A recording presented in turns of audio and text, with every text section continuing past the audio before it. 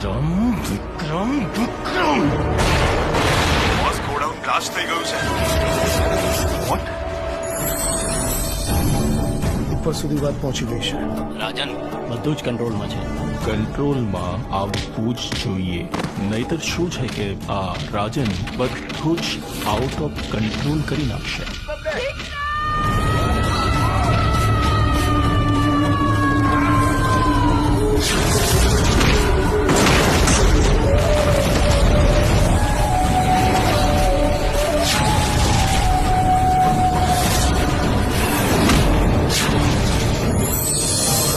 ખબર નહીં આ છોકરો ક્યારે સુધરશે. રાધા આવશે ને એટલે વિક્રમભાઈને સુધારી દેશે.